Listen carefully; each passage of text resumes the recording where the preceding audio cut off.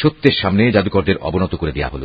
তারা সবাই সমস্বরে বলে উঠল, আমরা সৃষ্টিকুলের মালিকের উপর ঈমান আনলাম, যিনি মুসা ও হারুনের মালিক। ঘটনার এই আকস্মিক মোড় পরিবর্তন দেখে ফেরাউন বলল, এ কি, আমি তোমাদের কোন রকম অনুমতি দেওয়ার আগেই তোমরা তার উপর ঈমান আনলে? আসলে আমি বুঝতে পারলাম এ ছিল তোমাদের নিশ্চিত একটা ষড়যন্ত্র।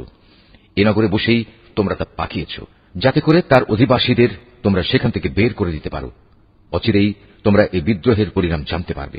আমি তোমাদের একদিকের হাত ও অন্যদিকের পাগুলো কেটে ফেলব, এরপর আমি তোমাদের সবাইকে শুলে চড়াবো। তারা বলল, আমরা তো একদিন আমাদের মালিকের কাছে ফিরে যাবই, তাই আমরা তোমার শাস্তির পরোয়া করি না। তুমি আমাদের কাছ থেকে এ কারণেই এই প্রতিশোধ নিচ্ছ যে আমাদের মালিকের নিদর্শন সমূহ যা তার কাছ থেকে আমাদের কাছে এসে পৌঁছেছে, আমরা তার উপর ঈমান এনেছি। আমরা আল্লাহ তাআলার কাছে প্রার্থনা করি, হে আমাদের মালিক, তুমি আমাদের ধৈর্য ধারণ করার ক্ষমতা দাও এবং তোমার অনুগত বান্দা হিসেবে তুমি আমাদের মৃত্যু দিও। ফেরাউন জাতির সর্দাররা তাকে বলল, তুমি কি মুসা ও তার দলবলকে এই জমিনে বিপর্যয় সৃষ্টি করার জন্য এমনিই ছেড়ে দিয়ে রাখবে এবং তারা তোমাকে ও তোমার দেবতাদের এভাবে বর্জন করেই চলবে? সে বলল, না, তা কখনো হবে না। আমি অচিরেই তাদের ছেলেদের হত্যা করে ফেলব এবং তাদের মেয়েদের আমি জীবিত রাখব। নিঃসন্দেহে আমি তাদের উপর বিপুল ক্ষমতায় ক্ষমতাবান। মুসা এবার তার জাতিকে বলল, তোমরা আল্লাহর কাছে সাহায্য চাও এবং ধৈর্য ধারণ করো। মনে রেখো, অবশ্যই এই জমিন হচ্ছে আল্লাহ তাআলার। তিনি নিজ বান্দাদের মাঝে যাকে চান তাকেই এই জমিনের ক্ষমতা দান করেন। চূড়ান্ত সাফল্য তাদের জন্যই যারা আল্লাহ তাআলাকে ভয় করে।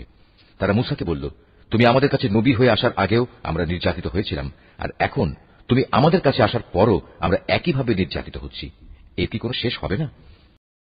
মুসা বলল, হ্যাঁ, হবে। খুব তাড়াতাড়ি সম্ভবত তোমাদের মালিক তোমাদের শত্রুকে ধ্বংস করে দেবেন এবং এই দুনিয়ায় তিনি তোমাদের তার স্থলাভিষিক্ত করবেন। অতঃপর আল্লাহ তাআলা দেখবেন তোমরা কি করো। ক্রমাগত বেশ কয়েক বছর ধরে আমি ফেরাউনের লোকজনদের দুর্ভিক্ষ ও ফসলের স্বল্পতা দিয়ে আক্রান্ত করে রেখেছিলাম। সম্ভবত তারা কিছুটা হলেও বুঝতে পারবে। যখন তাদের উপর ভালো সময় আসত তখন তারা বলতো, এ তো ছিল আমাদের নিজেদেরই পাওনা। আবার যখন দুঃসময় তাদের পেয়ে বসত তখন নিজেদের দুর্ভাগ্যের ভার তারা মুসা এবং তার সঙ্গী সাথীদের উপরই আরোপ করত। হ্যাঁ, তাদের দুর্ভাগ্যের যাবতীয় বিষয় তো আল্লাহ তাআলার হাতেই রয়েছে, কিন্তু তাদের অধিকাংশ লোকই এ সম্পর্কে অবহিত নয়। তারা মুসাকে আরো বলল, আমাদের উপর জাদুর প্রভাব বিস্তার করার জন্য তুমি যত নিদর্শনই নিয়ে আসো না কেন, আমরা কখনো তোমার উপর ঈমান আনব না।